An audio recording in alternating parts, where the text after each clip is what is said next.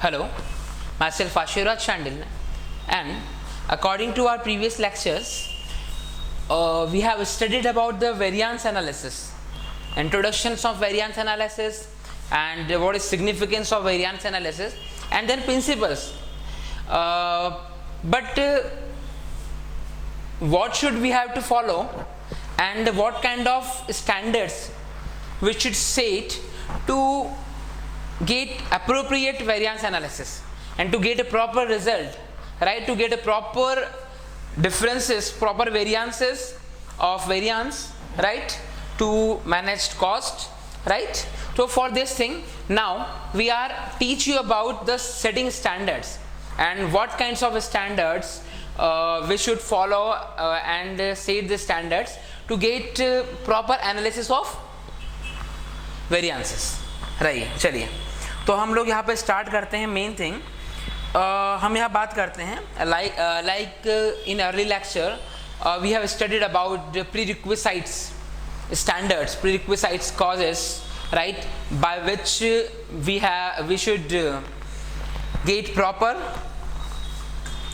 analysis of variance, right?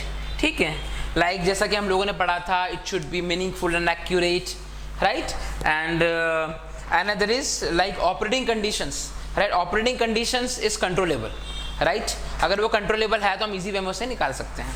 चलिए तो हम लोग एक स्लाइटली रिकेप लेते हैं. लाइक हम बात करते हैं कि like standard should be meaningful and accurate.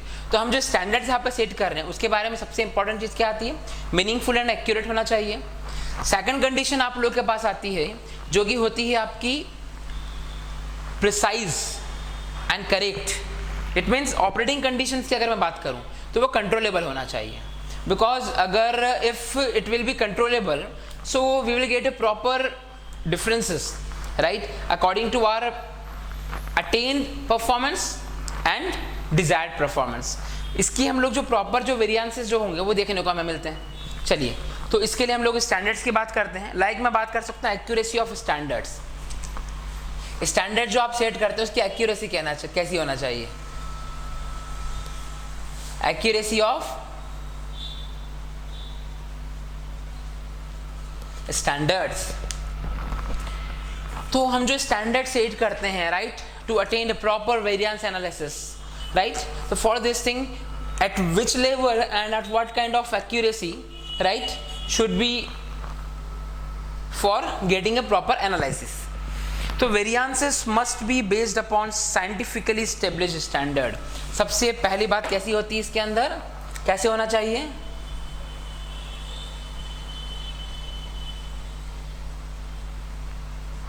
Scientifically होना चाहिए, राइट? ठीक है. हम यहाँ बात करते हैं कि if the standard of performance is not meaningful, variance can hardly B meaningful and measure of performance. Sometimes variances may be based on estimated cost instead of carefully set standards, right. Scientifically होना चाहिए, पर होता क्या है हमारे पास कुछ conditions में क्या होते हैं कि हम लोग एस्टिमेशन लेके चलते हैं, एक प्रिडिक्शंस करते हैं, right. That is our predetermined objective. तो उसके बेसिस पर कॉस्टिंग में क्या डिफरेंस आएगा उन सारी चीज़ों को लेके चलना होता है. बिकॉज स्टैंडर्ड्स हमेशा एक्यूरेट किस लेवल तक होना चाहिए. सो समटाइम्स वेरिएंस में be based on estimated cost instead of carefully set standards. Since estimated cost are only guesses, variances will simply indicate how correct the guesses were. अब आप जो एस्टिमेशन लेते हैं, राइट, तो आपका मेन टारगेट क्या होना चाहिए? How should be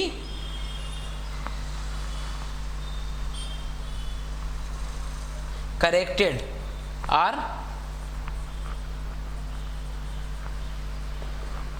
estimation. It is most important thing. अगर हम जो एस्टिमेट लेके चल रहे हैं वो किस लेवल तक करेक्ट होगा और होना चाहिए, right. So main thing is that variance is calculated for meaningful and attainable standards show how closely actual cost corresponding to cost of desired performance, right. वही वाली बात आती है कि आप एक्चुअल में आप क्या चाह रहे हैं, what is your attained and what will be your attained and what is your desired, right. ठीक है. correctness of standards should be that type of by which we can reduce the gap between attained and desired. Scientifically determined standards can vary in their tightness, and in interpreting variances, it is significant to know what the standards are. Right? An unfavorable variance may not convey much meaning if it is based on an unattainable, extremely tight standards. Right? सबसे main बात कहा जा क्या है आपकी कि एक आपका अनफेवरेबल जो वेरिएंस होता है ना, राइट, वह कैसा होना चाहिए? Not convey much meaning if it is based on an unattainable extremely tight standards, यानी उस लेवल पे एक रिजिड नहीं होना चाहिए. राइट? क्या होना चाहिए? Not rigid. रिजिडनेस का लेवल जितना लो होगा उतना ही ज्यादा ये उस गैप को रिड्यूस करेगा. राइट? चलिए अब हम यहां बात करते हैं. Next is controllable operating conditions. Right? तो our next objective should be controllable. Right? चलिए हम बात करते हैं. 1 minute.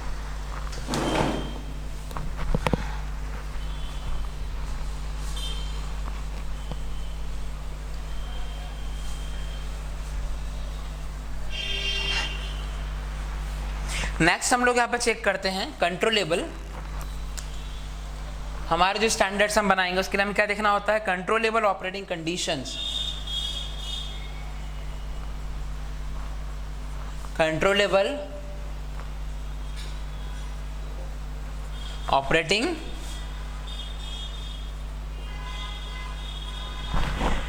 conditions, like standards are set on the assumption of efficient operating conditions. Standards can be made only when the operating conditions or production variables are controllable, whose performance have to be evaluated by standards. यानी कैसे होना चाहिए? सबसे पहली बात, controllable क्यों कहा गया है? राइट? हम जो भी बनाते हैं, हम जो भी चीज़ें को प्रिपेयर करते हैं, वो सारी की सारी चीज़ें कंट्रोलेबल कब होगी?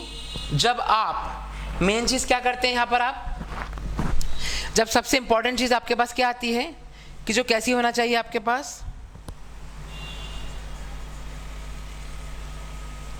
मेजरेबल. राइट? ठीक है. और इवेल्युएबल यानी इवेल्युएटेड. राइट? अगर हम प्रॉपर इवेल्युएट कर सकते हैं तब जाके ही हमारी ये जो चीज़ें हैं कंट्रोलेबल ऑपरेटिंग कंडीशंस जो है फुलफिल होती है. अब हम ऑपरेटिंग कंडीशंस के बारे में बात करते हैं, कैसी हो सकती है.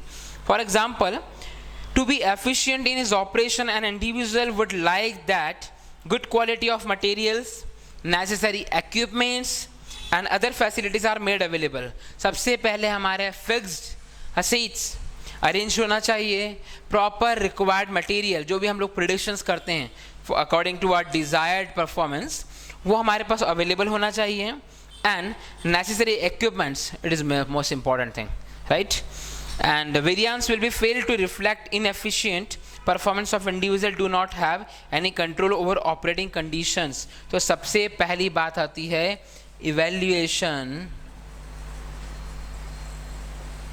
Of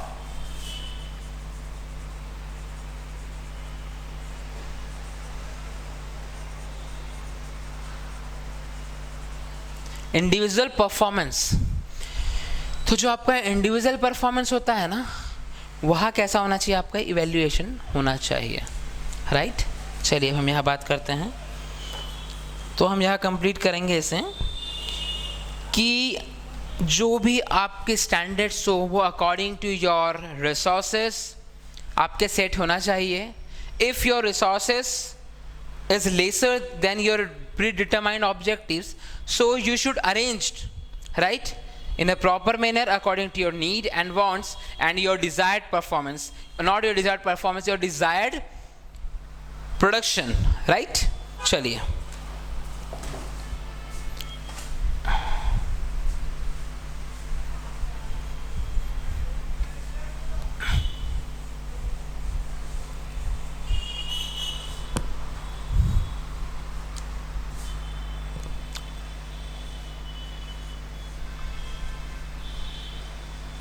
objective, measurement objective measurement of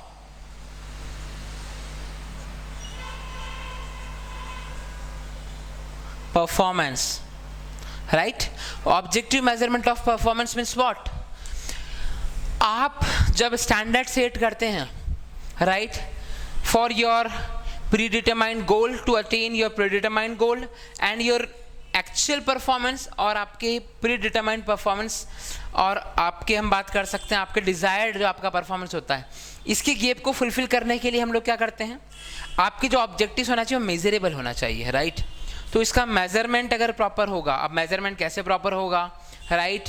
जिसके बेसिस पे हम लोग क्या कर सकते हैं, हमारे गोल को अचीव कर सकते हैं, राइट? तो वो स्टैंडर्ड्स हम लोग कैसे सेट करेंगे, राइट? तो third is your objective measurement of performance. देखते हैं ये क्या कहता है। Third important prerequisites for the success of variance analysis is that some objective criteria must exist of measuring inputs and outputs, right? तो main बात आपका थर्ड इंपॉर्टेंट क्या कहता है कि आपका जो क्राइटेरिया होना चाहिए must exist for measuring input and output, right?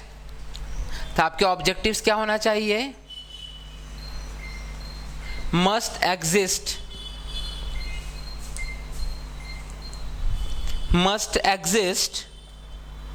right?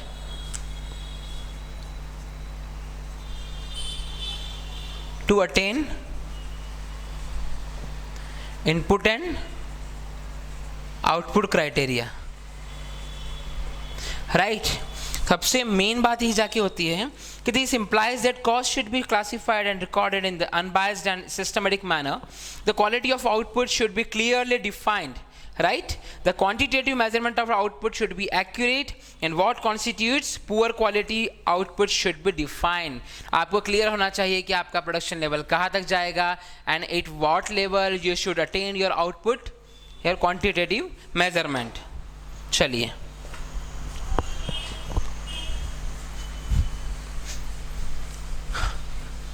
and fourth most important is responsibility assignment and separation of forecasting, right? तो सबसे मेन चीज आ जाती है, right?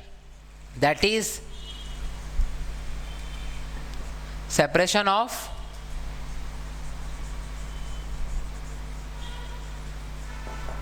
forecasting error, यानी जो भी आप फोरकास्टिंग करते हैं, राइट, ठीक है, जो भी आप फ्यूचरिस्टिक प्लान जो आप करते हैं, राइट, वो आपके कैसे होना चाहिए, इस लेवल तक होना चाहिए जिससे आप हर एक स्टैंडर्ड पे आप उसे सेपरेट करके, हर एक स्टैंडर्ड पे सेपरेटली आप उस एरर को क्या करें, रेक्टिफाई कर सकें, राइट? फोरकास्टिंग एरर को आप सेपरेट कर सके, बिकॉज किस लेवल पर, किस डिपार्टमेंट पर, इंडिविजुअली किस पर्सन के थ्रू, कहाँ पर जाके, हम हर लेवल पे तो हम देख नहीं सकते हैं, बट एक ऑप्टिमम लेवल पे हमें पहुंचना होता है, right, to attain standard goals, right? तो इस स्टैंडर्ड हम पहले पढ़ चुके हैं, standards differ in their tightness. For example, quantity standards are more scientifically determined than price standards. Price standards are based on forecast than on a desired performance. तो आपका main target होता है जब आप साइंटिफिक परफॉर्मेंस को लेके चलते हैं, स्टैंडर्ड कॉस्टिंग को लेके चलते हैं और आप आपका डिजायर्ड को लेके चलते हैं, तो आपको हर लेवल पर उसे सेपरेट करना ज़रूरी होता है, जिसके थ्रू आप क्या कर सकते हैं, प्रॉपर स्टैंडर्ड सेट कर सकते हैं एंड एक प्रॉपर एनालाइजिंग कंप्लीट कर सकते हैं. चलिए, तो हम आगे अब वेरिएंसेस के यूसेज, वेरिएंस एनालिसिस में हम लोग जो भी कैजुअल जो कंडीशंस होते हैं, जो इसके लिए हम जो अलग अलग चेंजेस देखेंगे, लाइक किस तरह से हम लोग वेरिएंस को कैलकुलेट करेंगे, right, how to computations of variances, उससे हम लोग नेक्स्ट लेक्चर से पढ़ेंगे, राइट? ऐसे हम यही कंप्लीट करते हैं. Thanks for watching. अच्छा लगे लाइक कीजिए, शेयर कीजिए. Thank you.